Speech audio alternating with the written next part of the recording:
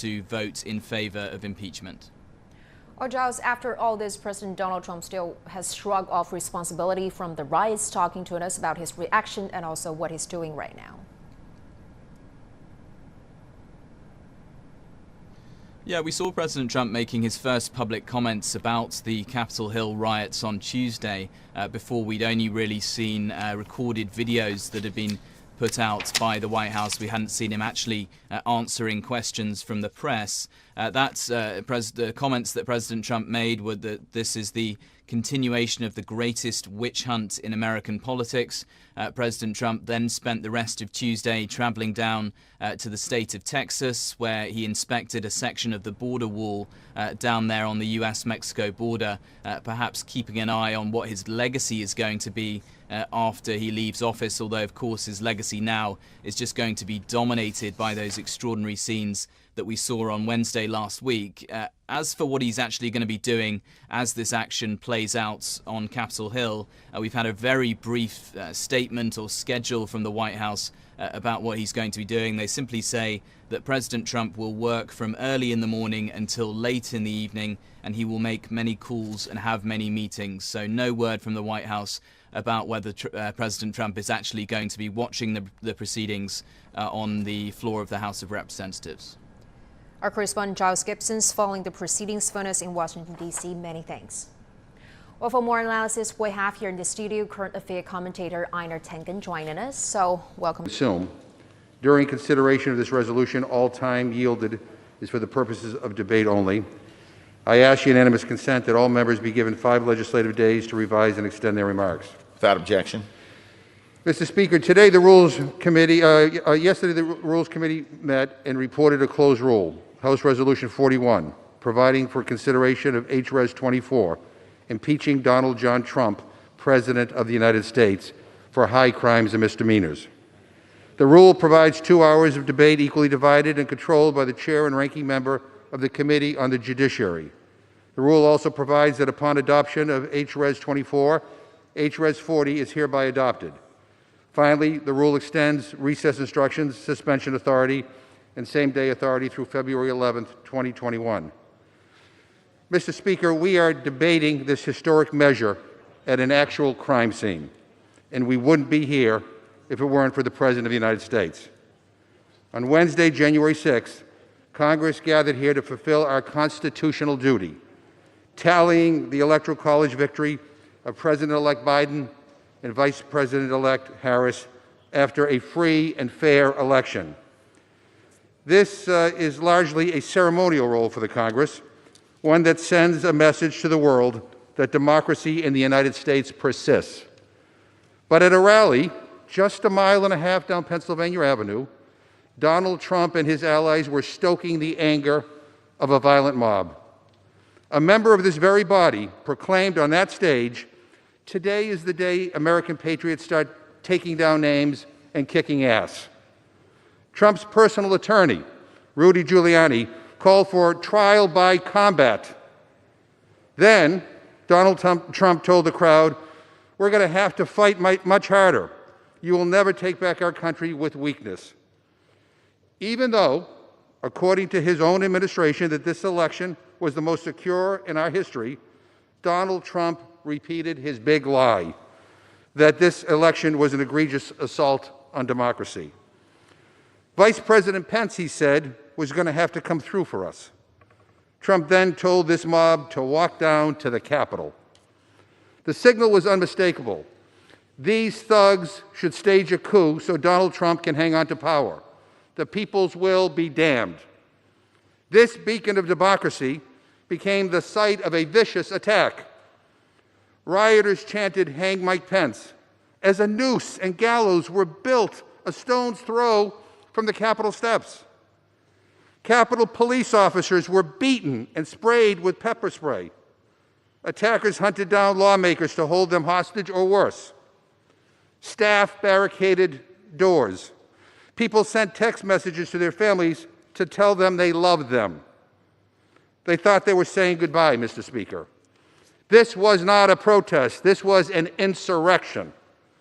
This was a well-organized attack on our country that was incited by Donald Trump.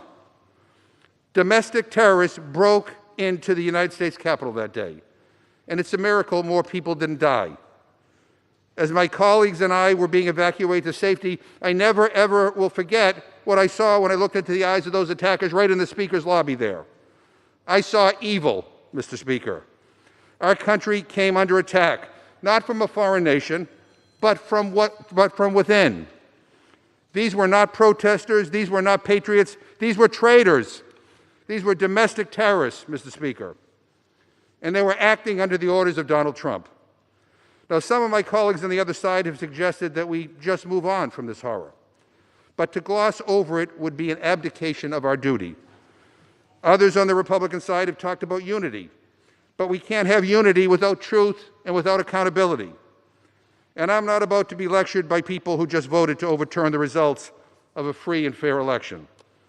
America was attacked, and we must respond, even when the cause of this violence resides at 1600 Pennsylvania Avenue. Each of us took an oath last week. It wasn't to a party, and it wasn't to a person. We vowed to defend the Constitution. The actions of Donald Trump have called each of us to fulfill that oath today. I pray that we rise to this responsibility, because every moment Donald Trump is in the White House, our nation, our freedom is in danger. He must be held to account for the attack on our Capitol that he organized and he incited. I solemnly urge my colleagues to support this rule and the underlying article. The damage this building sustained can be repaired, Mr. Speaker. But if we don't hold Donald Trump accountable, the damage done to our nation could be irreversible. I reserve the balance of my time. Gentleman from Massachusetts reserved. Gentleman from Oklahoma is recognized. Thank you, Mr. Speaker. Mr. Speaker, before I begin my formal remarks, I want to ask for God's blessing and protection on you, for my friend Mr. McGovern, for all who come to this chamber today to speak and to vote, for our wonderful staff that makes this possible, and most especially for the men and women of the Capitol Police and the other affiliated law enforcement agencies that are here to protect everybody and to make sure that this proceeding can go forward. With that, Mr. Speaker, I want to thank the gentleman from Massachusetts, my very good friend, distinguished chairman of the Rules Committee, Mr. McGovern, for yielding me the customary 30 minutes, and I yield myself such time as I may consume. Thank you, Mr. Speaker. Well, Mr. Speaker, today is a sad day for all of us. For me personally, for the Rules Committee, for the entire House of Representatives, and most certainly for the American people. For the second time in 13 months, we're meeting to discuss the impeachment of the President of the United States. Our meeting today does not arise in a vacuum and comes at what I hope and pray is the end of a tumultuous period for our country. Less than 1 week ago, Congress met to certify the results of the 2020 presidential election. What started out as peaceful protest turned into a riot as an untold number of individuals stormed the Capitol building. 6 people died as a result of this mob, and it's only by the grace of God and the brave acts of the U.S. Capitol Police, the Washington, D.C. Metropolitan Police, the FBI, the ATF, and other responding agencies that there was not more bloodshed. Violent acts such as these have no place in our republic. These shocking and sobering events rest high on our minds today, as well they should. Certainly January 6, 2021 will live in my memory as the darkest day during my time of service as a member of this House. After these grave events, we as a nation and as an institution have an opportunity to come together. President Trump has conceded the 2020 election. Congress has certified the results of the election. And next Wednesday, President-elect Biden will be sworn in as the President of the United States. Congress and the nation can move forward knowing that the political process was completed as designed and that the constitutional framework that has governed our republic since 1789 held firm. But instead of moving forward as a unifying force, the majority in the House is choosing to divide us further. With only a week to go in his term, the majority is asking us to consider a resolution impeaching President Trump. And they do so knowing full well that even if the House passes this resolution, the Senate will not be able to begin considering these charges until after President Trump's term ends. Mr. Speaker, I can think of no action the House can take that's more likely to further divide the American people than the action we are contemplating today. Emotions are clearly running high, and political divisions have never been more apparent in my lifetime. We desperately need to seek a path forward, healing for the American people. So it's unfortunate that a path to support healing is not the path the majority's chosen today. Instead, the House is moving forward erratically with a truncated process that does not comport with the modern practice and that will give members no time to contemplate the serious course of action before us. In every modern impeachment inquiry, an investigation and committee action has preceded bringing an impeachment resolution to the floor. In part, this is to ensure that members have the full facts, the opportunity to engage expert witnesses, and have a chance to be heard. It also provides due process to the President of the United States. And again, in every modern impeachment inquiry, the President has been given an opportunity to be heard in some form or another. This is necessary in order to ensure that the American people have confidence in the procedures the House is following. It's also necessary not because of the President's inappropriate and reckless words are deserving of defense, but because the presidency itself demands due process in the impeachment proceedings. Unfortunately, the majority has chosen to race to the floor with a new article of impeachment, foregoing any investigation, any committee process, or any chance for members to fully contemplate this course of action before proceeding. Professor Jonathan Turley is correct when he called this a, quote, dangerous snap impeachment, an impeachment that effectively would go to a vote without the deliberation or inquiries of the traditional hearing. Professor Turley also noted that, quote, the damage caused by the rioters this week was enormous. However, it will pale in comparison to the damage from a new precedent of a snap impeachment, unquote. If the majority is seeking consensus, this is hardly the way to create it. The majority is failing to provide the House with an opportunity to review all the facts, which are still coming to light, to discuss all the evidence, to listen to scholars, to examine the witnesses, and to consider precedents. This is not the type of robust process we have followed for every modern impeachment, and the failure to do so does a great disservice to this institution and to this country. Mr. Speaker, I can think of nothing that will cause further division more than the path the majority is now taking. Rather than looking ahead to a new administration, the majority is again seeking to settle scores against the old one. Rather than seeking to heal America, they are seeking to divide us more deeply. And rather than following the appropriate processes the House has used in every modern impeachment, the majority is rushing to the floor, tripping all over themselves in their rush to impeach the President a second time. What's worse, though the majority seems to believe that this course of action is self-evident, and that's simply not the case. I have to tell them it's not. Members that have reviewed the same conduct and have come to dramatically different conclusions. Legal scholars like Professor Turley and Professor Alan Dershowitz, both of whom condemned the President's statements, believe that his statements are not impeachable. I know other scholars have different points of view. Given this difference of opinion, shouldn't we have a better process than this? Shouldn't we have a chance to examine witnesses, discuss the matter with legal scholars, and consider this in committee? On a matter as grave and consequential as impeachment, shouldn't we follow the same process we have used in every modern impeachment rather than rushing to the floor? On behalf of generations of Americans to come, we need to think more clearly about the consequences of our actions today.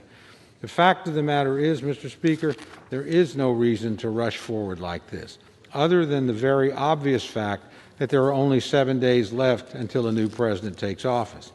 But what's worse, as Professor Dershowitz has pointed out, because of the Senate's rules, the case cannot come to trial in the Senate until 1 p.m. on January the 20th, 1 hour after President Trump leaves office.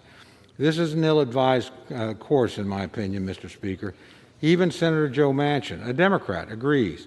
Senator Manchin is quoted this week as having said, quote, I think this is so ill-advised for Joe Biden to be coming in, trying to heal the country, trying to be the president of all the people when we're going to be so divided and fighting again. Let the judicial system do its job, unquote. So what, then, is the point of the rush to impeach? We are coming off a horrific event that resulted in 6 deaths. We have an opportunity to move forward, but we cannot if the majority insists on bringing the country through the trauma of another impeachment. It will carry forward into the next president's term, ensuring that he will struggle to organize his administration. What's worse, it will continue to generate the bitterness so many of us have opposed. Why put us through that when we can't actually resolve this before the end of the president's term? Mr. Speaker, I think my colleagues in the majority need to think about this more soberly. We need to recognize we are following a flawed process. We need to recognize that people of goodwill can differ. We need to recognize that while the House may be done with this matter after today's vote, it will not be done for the country, it will not be done for the Senate, and it will not be done for the incoming Biden administration. The House's action today will only extend the division longer than necessary. Finally, Mr. Speaker, I would note that there are other remedies that can be pursued. The President is expected to face litigation over his role in last Wednesday's events. There will be criminal proceedings against the perpetrators, and I hope all of those who stormed the Capitol will be brought to justice. And some members have proposed an alternative procedure, censuring the President, which could garner significant bipartisan support in the House. I do not think impeachment is a wise course, Mr. Speaker. I would urge my friends in the majority to reconsider. There's still time to choose a different path, one that leads to reconciliation and hope for a better and brighter days. With that, I urge opposition to the rule, and I reserve the balance of my time. Gentleman from Oklahoma reserved. Gentleman from Massachusetts is recognized. Mr. Speaker, I ask unanimous consent to insert in the record the powerful statement by Congresswoman Liz Cheney, who is the chair of the House Republican Caucus, entitled, I will vote to impeach the President. Without objection. And I just want to be clear about one thing. If we vote to impeach the President today and we send it over to the Senate, there is nothing to prevent the Senate from taking it up immediately if Senate Majority Leader Mitch McConnell decides that he wants to proceed, number one. Number two, we all want to talk about unity. I can't think of anything that would unify this country more if there was a big bipartisan vote in favor of impeachment. Every second that this President remains in office is a danger to this country and to the world. We have no idea what he is capable of doing, whether he will pardon these terrorists, whether he will go to war. So I would urge all my colleagues on both sides to support this rule and the impeachment resolution. I yield 1 minute to the gentlewoman from California, Ms. Chu. He's recognized for 1 minute. Last week, I hid in an office for hours, terrified to open the door because I did not know if a rioter was on the other side ready to attack, kidnap, or murder me. But my experiences were just the tip of the iceberg. The U.S. Capitol was targeted, besieged, and ransacked on January 6 by a murderous mob holding a noose for Vice President Pence and targeting Speaker Pelosi. Their rampage resulted in destruction and 5 people dead. We were attacked by terrorists, but this time the terrorists were radicalized right here in the United States. Worse, they were radicalized by the president, who intentionally lied to his supporters that the election was stolen and then told them when to come to D.C., where to protest, and who to direct their anger at. The need to remove this president could not be more urgent. He is too dangerous to remain in office. Donald Trump must be held accountable. He must be impeached. Gentlewoman yields. Gentleman from Massachusetts reserves. Gentleman from Oklahoma is recognized. Thank you, Mr. Speaker. Mr. Speaker, I yield myself such time as I may consume. Gentleman's recognized. Thank you, Mr. Speaker. If we defeat the previous question, I'll offer an amendment to the rule to immediately bring up a resolution establishing a bipartisan national commission on the domestic terrorist attack on the United States Capitol. This proposed bipartisan commission will be tasked with examining and reporting upon the terror attack on our Capitol that occurred last Wednesday. The commission will be bipartisan in nature, modeled after the 9/11 Commission, and will fully be empowered to undertake a full investigation and make recommendations to the President and to Congress. I can think of no more appropriate path for Congress to follow than by ensuring a bipartisan commission reviews all evidence and reports back to us on this horrific event. Mr. Speaker, I ask unanimous consent to insert the text of my amendment in the record, along with extraneous material, immediately prior to the vote on the previous question. With that, I Without urge... objection. Thank you, Mr. Speaker. With that, I urge a no vote on the previous question. I yield 4 minutes to my good friend, Mr. Davis of Illinois, the ranking Republican member on House Administration, for a further explanation of this amendment. The gentleman from Illinois is recognized for 4 minutes. Thank you, Mr. Speaker. I first want to thank the U.S. Capitol Police and the Sergeant-at-Arms employees who were here on the front lines protecting this Capitol last week during the unprecedented attack. It is imperative that we focus on ensuring a safe Inauguration Day, protecting members and staff during this time of increased threats, and making sure that our Capitol Police officers have the support that they need.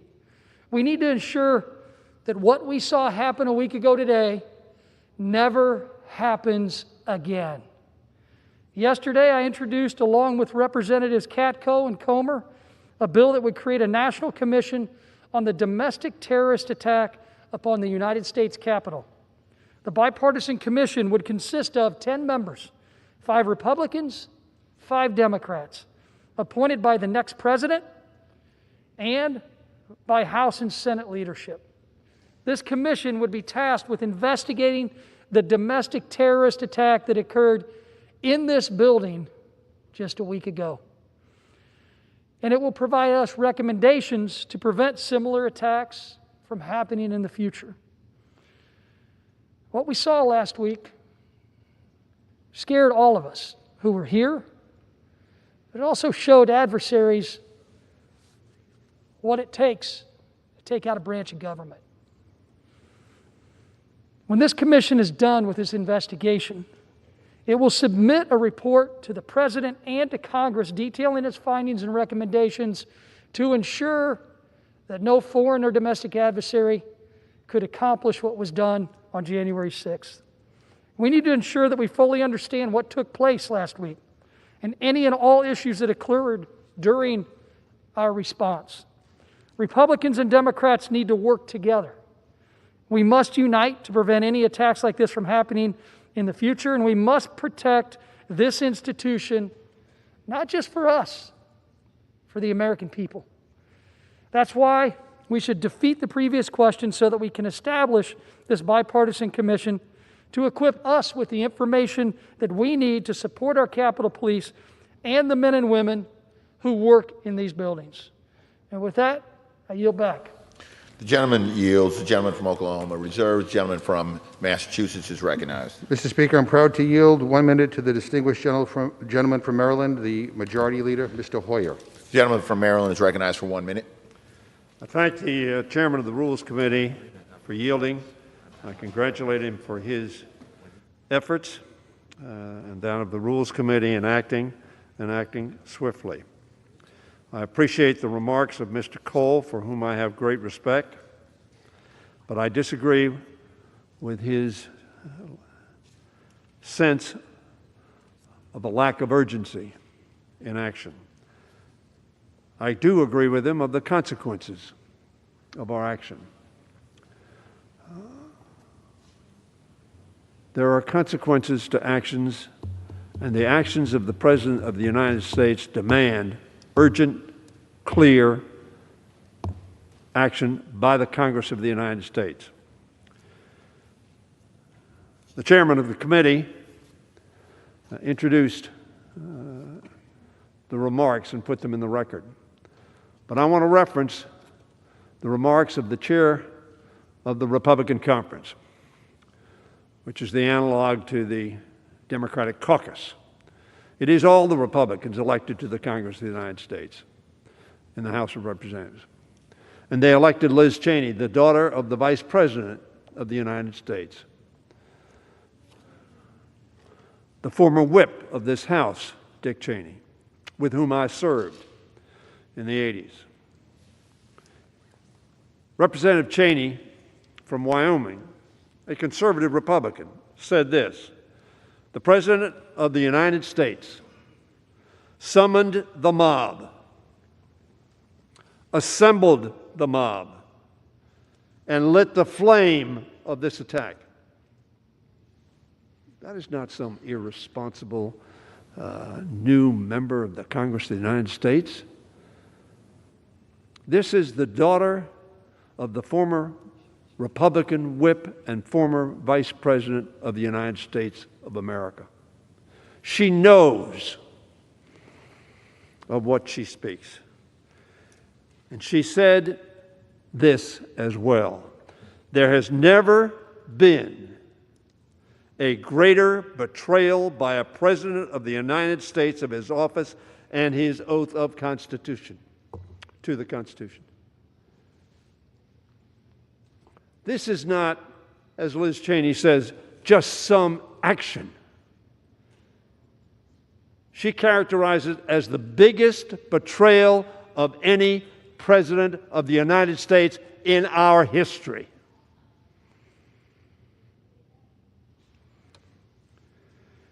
Mr. John Katko, not a backbench Republican who just got here and doesn't know what's going on. Mr. John Katko, who is the ranking Republican on the Homeland Security Committee, says this: to allow the President of the United States to incite this attack without consequences is a direct threat to the future of democracy. This is not some backbencher on your side of the aisle, on their side of the aisle, Mr. Speaker. It reflects the sense of outrage, the sense of historic dissimilarity from the actions of any previous president.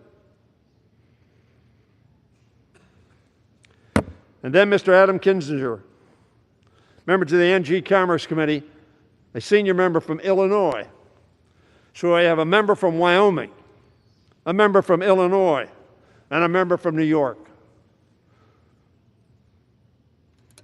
There will be others on this vote who will join them. And Mr. Kinzinger said this: if these actions, he hasn't had any hearings, he doesn't need any long, drawn-out consideration. If these actions are not worthy of impeachment, then what is an impeachable offense?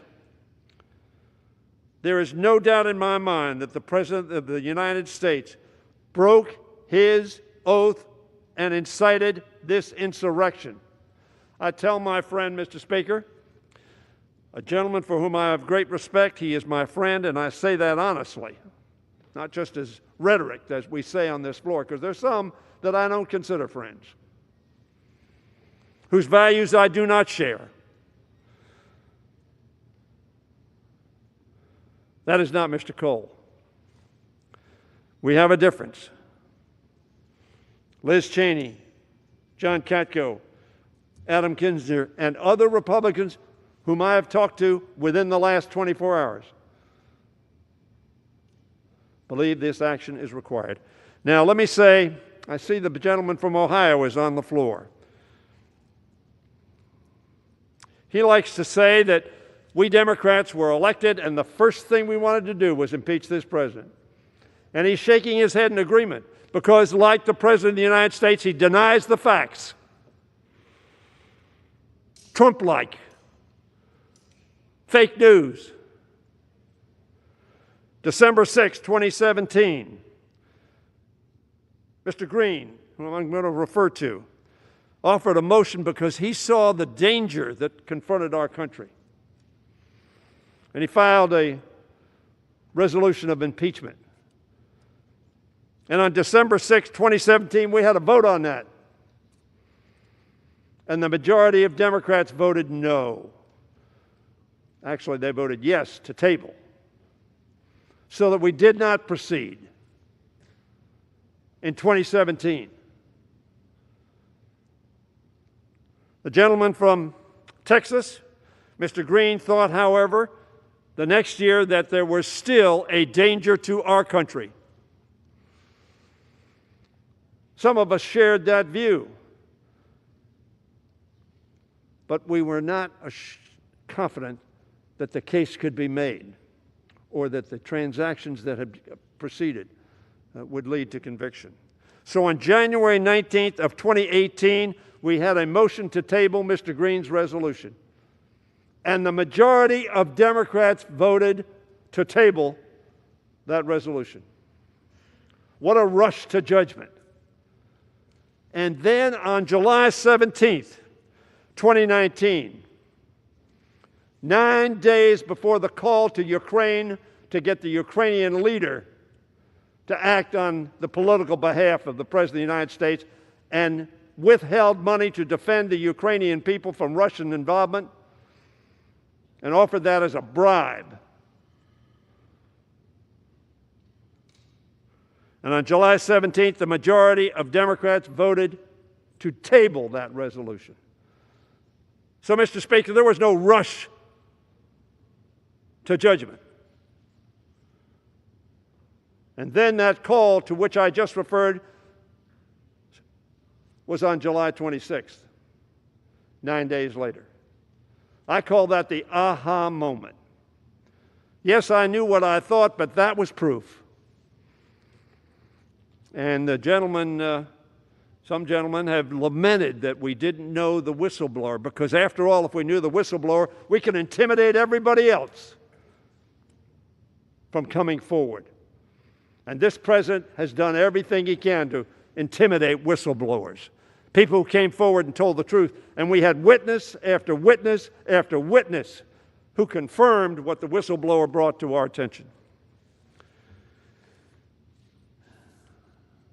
So the reason I rise today, and I'm going to speak on the resolution itself at some later time, is to recognize the contributions that Al Green of Texas has made to getting us to this place. And I just want to, I'm not going to read all of the resolution, but I want to read some excerpts from the resolution he has introduced. We won't be considering his resolution. We'll be considering Mr. Cicilline and over 200 others who have signed on to the resolution. Mr. Green had a resolution when introduced, resolved that Donald Trump, President of the United States, is impeached for high crimes and misdemeanors, and the following articles of impeachment be exhibited in the Senate. Article 1 says, in his conduct with the President of the, in his conduct while President of the United States, unmindful of the high duties of his high office and dignity and proprieties thereof, and of the harmony and courtesies necessary for stability, to which my friend spoke, a gentleman from Oklahoma, Donald John Trump, in violation of his constitutional and oath faithfully to execute the office of President, has harmed the society of the United States, brought shame and dishonor to the office of the President of the United States, sowing discord among the people of the United States by weaponizing hate for political gain. He went on to say on January 6, 2021, in a speech at the National Mall, President Donald Trump weaponized the hate and that resulted in violence, the deaths of multiple people, an assault on democracy, and an insurrection against the Capitol of the United States of America by inciting a mob. Who said that? Liz Cheney said it, and Al Green said it. Infected with white supremacists, carrying a rebel flag, erecting a gallows structure with a noose, wearing shirts and hateful messages, such as Camp Auschwitz, work brings freedom, and MAGA Civil War, January 6, 2021. MAGA Civil War. They had the hats on of the army of MAGA, which I refer to as Make America Grieve Again. We grieved at Fort Sumter. We grieved on December 7th, 1941, and we grieved on 9/11. And yes, we grieved on January 6th of this year.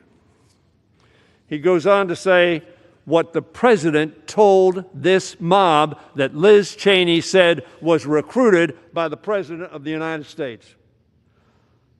And I quote, this is the president talking to this mob. All of us here today do not want to see our election victory stolen by a bold and radical left Democrats. like the Secretary of State in Georgia and the governor of Georgia, which is what they are doing, and stolen by the fake news media, inciting, riling up, creating anger with the fake news and lies that the President of the United States said to these folks. That is what they have done and what they are doing, the President continued. We will never give up. We will never concede. It doesn't happen. You don't concede when there's theft involved. And so what did they do? Incited by this president, as Liz Cheney said, as John Katko said, as Adam Kinzinger said, and frankly, what Secretary Chow acted upon, and what the Secretary of Homeland Security acted upon, and what so many others in the administration have acted upon. Disgusted, dismayed, and disheartened by what their president had done. They got out. They quit. The president further emboldened them, saying, this is the green resolution. We're not considering it, but it is the green resolution. The president further emboldened them, saying, you will never take back our country with weakness. We had a display of non-weakness, criminal, insurrection-like conduct, recruited by and deployed by the President of the United States to come to this Capitol and stop the steal. The steal, of course, was we assembled accepting what all the courts that considered it said was a fair and accurate election of Joe Biden and Kamala Harris as President and Vice President of the United States. After his National Mall speech, a mob of his supporters proceeded to the Capitol complex. We know that. And so Mr. Green's resolution ends with, wherefore, to prevent national harm to our society, Donald John Trump, by such conduct, warrants immediate impeachment trial and removal from office and disqualification to hold and enjoy any office of honor, trust, or profit under the United States Constitution and the 14th Amendment. So in conclusion, Mr. Green is going to speak after me, but in conclusion, Mr. Speaker, let me tell my friend Mr. Cole, I've been here some time. He has as well. I've served with Ronald Reagan, with George H.W. Bush, and George Bush. I had respect for all of those presidents. They cared about our country, they honored our Constitution, and they executed the duties of their office consistent with the Constitution and laws of our country. That is not true of this president. And therefore, he ought to be removed. And we have that opportunity to do so. Is there little time left? Yes. But it is never too late to do the right thing. I yield back the balance of my time. Gentleman from Maryland yields. Gentleman from Massachusetts is recognized. Speaker, at this point, I'd like to yield 1 minute to the gentleman from Texas, my good friend, Mr. Green. Gentleman from Texas is recognized for 1 minute. Thank you, Mr. Speaker. I had tears to well in my eyes as I heard Mr. Hoyer, and I know that hearts are hurting. It's a very sad time in the history of our country. No one is celebrating. No one wants to see this occur. I was at the Rules Committee by way of Zoom. I was there for the entire hearing. Those members on the other side, this is something that they understand and they take seriously. Regardless as to what's said, I could sense that they're hurting too. So I just want to thank everyone for all that has happened and the appreciation that's been shown. And I want to say that the healing that we talk about, that has to begin. May I have just 30 seconds? I yield the gentleman 30 seconds. Gentleman has additional 30 seconds. Thank you. The healing, it has to start with some of these people who were there initially, who helped to lay this foundation, 110 people. I want to recognize Maxine Waters, Congresswoman. A lot of them were threatened. Their lives were disrupted. And if I may, with unanimous consent, I'd just like to insert their names in the record. Without objection. I thank you, and may God bless our country as we go forward. Gentleman from Texas yields. Gentleman from Massachusetts reserves. Gentleman from Oklahoma is recognized. Thank you, Mr. Speaker. Mr. Speaker, I yield 2 minutes to my good friend, distinguished Republican member, our leader of the Budget Committee, Mr. Smith of Missouri. Gentleman from Missouri is recognized for 2 minutes. Thank you, Mr. Speaker. If we defeat the previous question, we will amend the rule to immediately bring up the bill establishing a bipartisan national commission on the domestic terror attack of the United States Capitol. This has been a devastating week for our nation.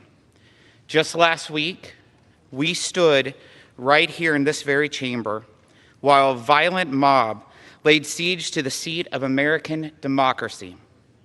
It is vital we get the facts on what went wrong last week, why the security apparatus failed, and how we can ensure it never happens again. Less than 50 feet from where we stand in this room, a young lady lost her life through those doors. Through those doors. I was in this chamber when those gunshots rang. That is real stuff. That should never happen in the people's house. For the first time, can the House Democrats and the Speaker of the House put the people before politics? Please put the people before politics. At a time when our nation is more divided than ever before, let's put people before politics. President Trump will be leaving in 7 days. Let's try to heal this nation. Let's listen to the American people. This is the people's house. Let's operate for the people. This country is hurting. The people are hurting. Our colleagues are hurting. This is a reckless impeachment. This will only bring up the hate and fire more than ever before. Have a conscience. Put the people before politics. Gentleman's time's expired. Unify Gentleman from this Oklahoma country. is recognized. Gentleman from Oklahoma reserves. Gentleman from Massachusetts is recognized. Mr. Speaker, let me remind all of my colleagues that what happened on Wednesday would not have happened if it weren't for the occupant in the White House. And if we want to put the people first, we all ought to vote to impeach him and remove him from office as soon as possible. With that, I yield 1 minute to the gentlewoman from California, Ms. Brownlee. Gentlewoman from California is recognized for 1 minute. Mr. Speaker, today is a defining moment in our history. Congress was attacked by a mob directed by the President of the United States. It was a horrible, terrifying situation, but we all know deep in our hearts that it could have been much, much worse. We simply cannot let it stand. We cannot let it stand for the very soul of our democracy. We cannot let the President of the United States leave office without acting. We are the oldest constitutional republic in the world, and our Capitol is the sacred symbol of our great democracy. To my colleagues across the aisle, I appeal to your sense of service and duty to our nation and to the oath we all swore to uphold. Before we are Democrats and Republicans, we are Americans. Let us come together to fulfill our oath by voting for the resolution before us and by defending, preserving, and honoring our democracy. I yield back. The gentlewoman yields. Gentleman from Massachusetts reserves. Gentleman from Oklahoma is recognized. Thank you very much, Mr. Speaker. Mr. Speaker, I yield 2 minutes to one of our new members, distinguished gentlelady from South Carolina, Ms. Mace, and note that this is her first speech on the House floor. Gentlewoman from South Carolina is recognized for 2 minutes.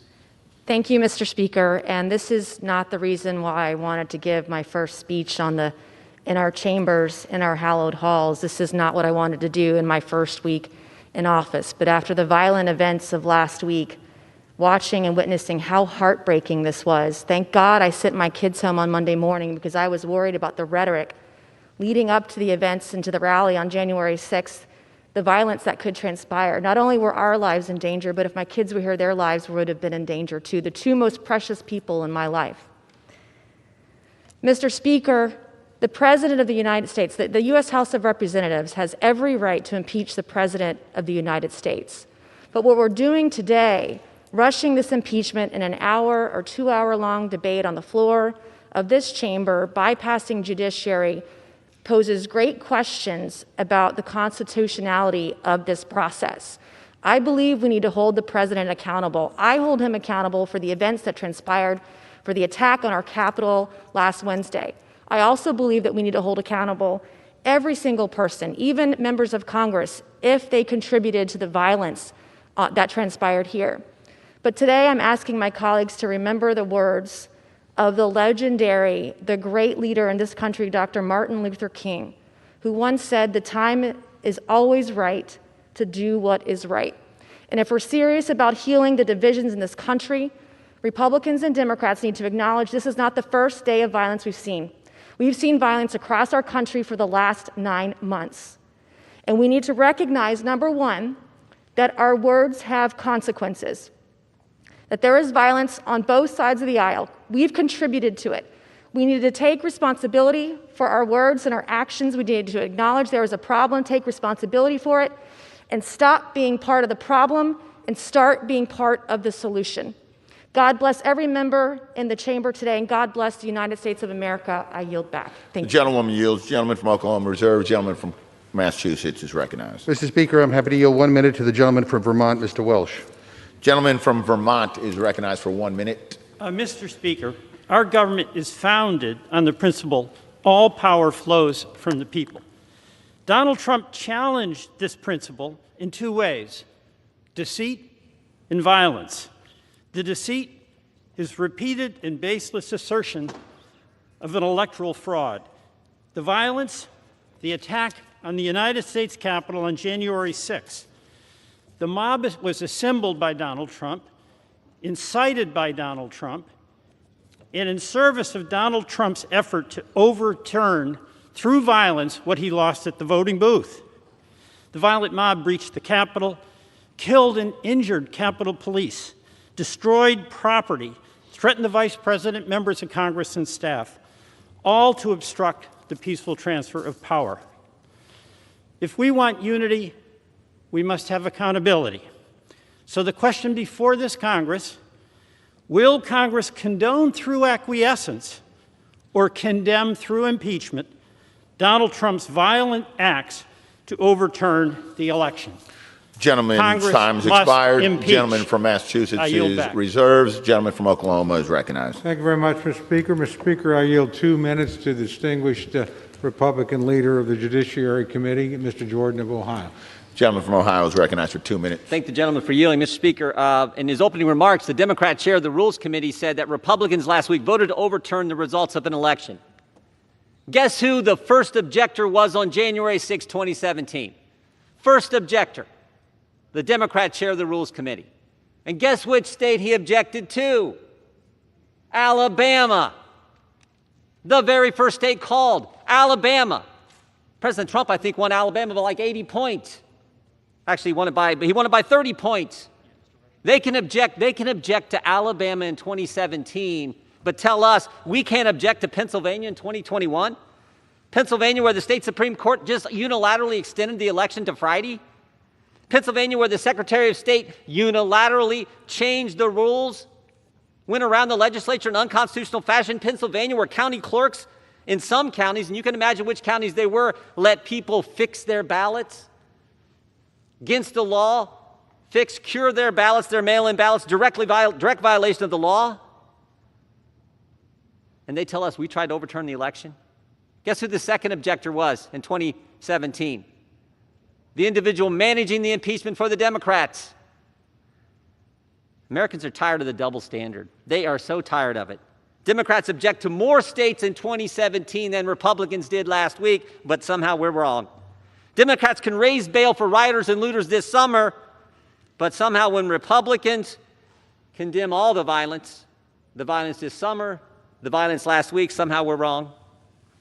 And Democrats can investigate the President of the United States, as Mr. Hoyer went through, try to impeach him, investigate him for 4 years, but will not look at an election that 80 million Americans, half the electorate, 80 million, Republicans and Democrats have their doubts about.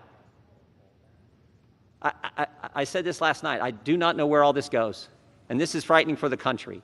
We should defeat this rule, and we should defeat the impeachment resolution when it comes up. Gentleman's time's expired. Gentleman from Oklahoma Reserve, gentleman from Massachusetts is recognized.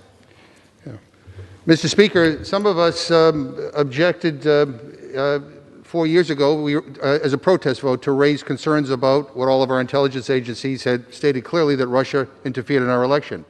But what the gentleman fails to acknowledge is that we all acknowledged that Donald Trump was the president the day after the election. Hillary Clinton conceded the day after the election. None of us pushed conspiracy theories like some of my friends on the other side of the aisle have been doing in this president, that somehow the president won in a landslide. Give me a break. You know, yesterday in the Rules Committee, I asked the gentleman from Ohio if he would just say 5 simple words. And if he was talking about healing. I said the 5 simple words that you could say that would help heal this nation are that the election was not stolen. That's it. 5 simple words. He refused. He said he never said the election was stolen. Well, the evidence shows otherwise. And let me quote from this Dana Milbank piece entitled, "5 Pesky Little Words Keep Stumping Jim Jordan." And Mr. Speaker, the bottom line is this. This Capitol was stormed. People died because of the big lies that were being told by this president and by too many people on the other side of the aisle. Enough. People should be outraged as to what happened. It was unforgivable, unconscionable.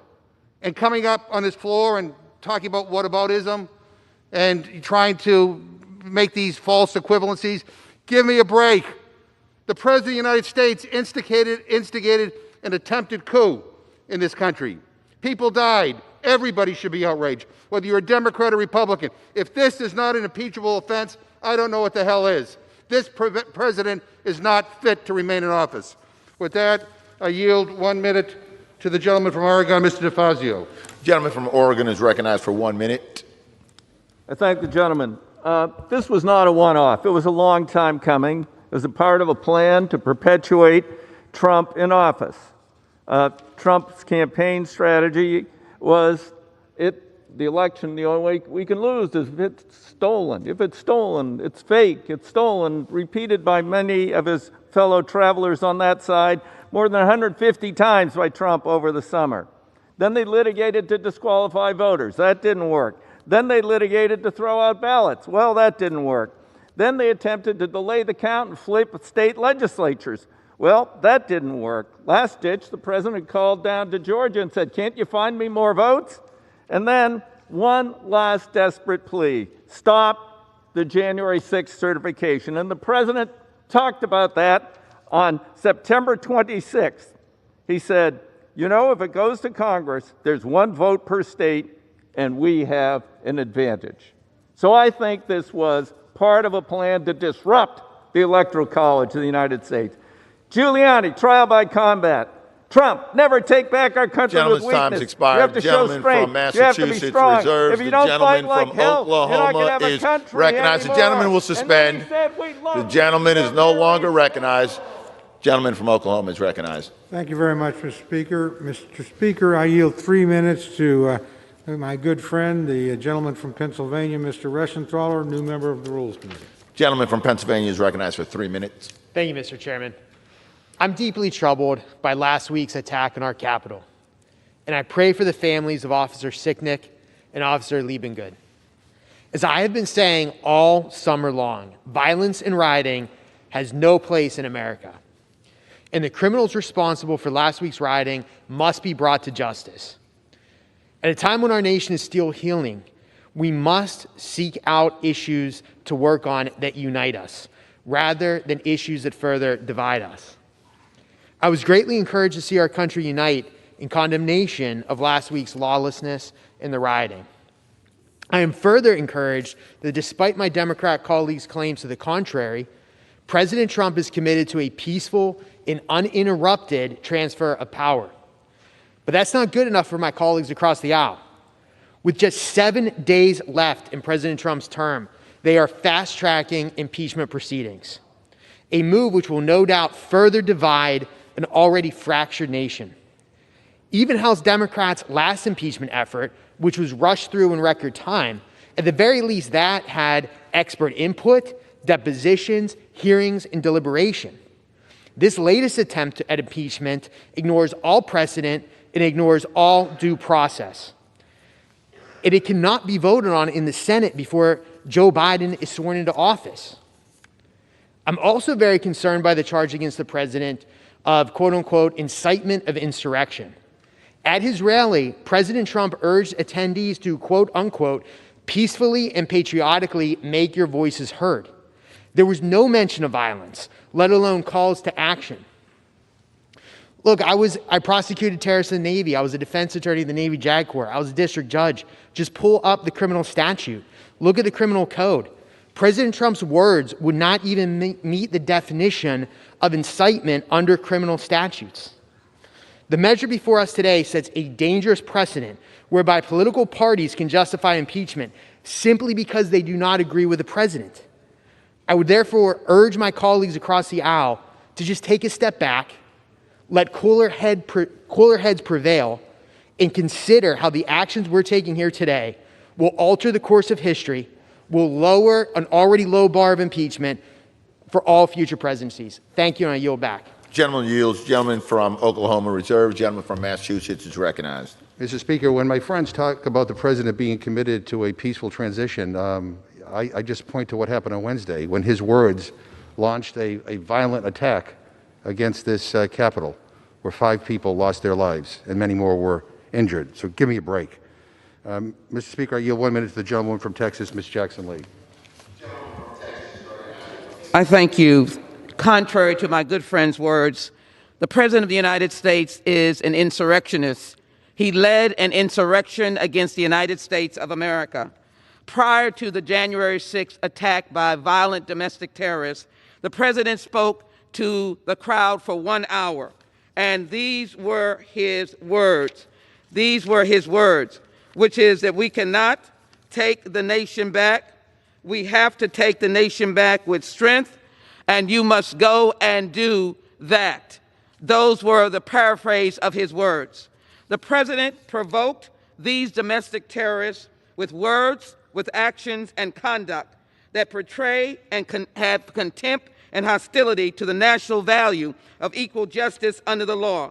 Telling domestic terrorists, nearly all of them were white supremacists, many of them who support him politically, who stormed the Capitol to derail Congress from completing its constitutionally required duty of counting and verifying the votes. Gentlewoman's time has expired. Gentleman from Massachusetts reserves. The gentleman from Oklahoma is recognized.